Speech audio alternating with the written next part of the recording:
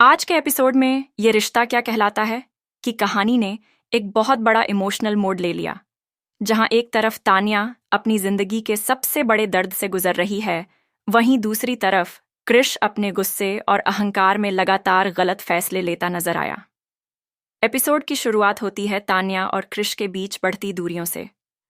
तान्या के गर्भपात के बाद पूरा परिवार सदमे में है, लेकिन सबसे ज्यादा हैरानी की बात यह है कि कृष अब भी अपनी गलतियों को स्वीकार करने के बजाय दूसरों पर दोष मढ़ने की कोशिश कर रहा है। जब आर्यन कृष को समझाने की कोशिश करता है कि इस मुश्किल समय में तान्या को उसकी जरूरत है, तब कृष उल्टा उसी पर भड़क जाता है। आर्यन साफ शब्दों में कहता है कि तान्या ने बहुत कुछ सहा है और अब उसे सहारे की जरूरत है, लेकिन कृष का रवैया देखकर लगता है कि वह अभी भी अपनी जिम्मेदारियों से भाग रहा है। यही बात पूरे परिवार को परेशान कर देती है। दूसरी तरफ तान्या का दर्द लगातार बढ़ता जा रहा है।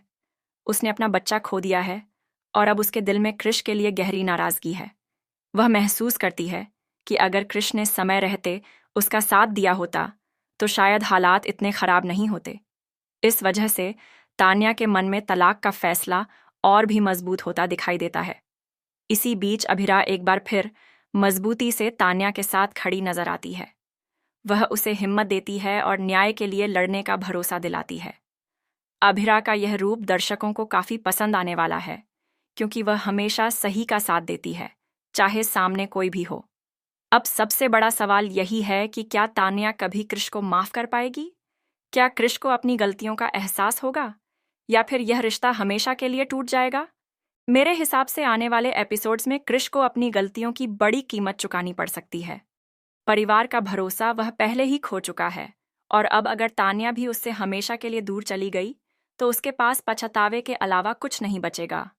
वहीं तान्या का किरदार अब पहले से कहीं ज्यादा मजबूत नजर आ रहा है। हो सकता है कि वह अपनी जिंदगी का नया अध्याय शुरू करने का फैसला ले और कृष को एक आखिरी सबक सिखाए। तो दोस्तों, आपको क्या लगता है? क्या तान्या कृष को माफ कर देगी या फिर तलाक लेकर अपनी नई जिंदगी शुरू करेगी? अपनी राय कमेंट में जरूर बताइए और ऐसे ही लेटेस्ट टीवी सीरियल अपडेट्स के लिए चैनल को सब्सक्राइब करना मत भूलिए।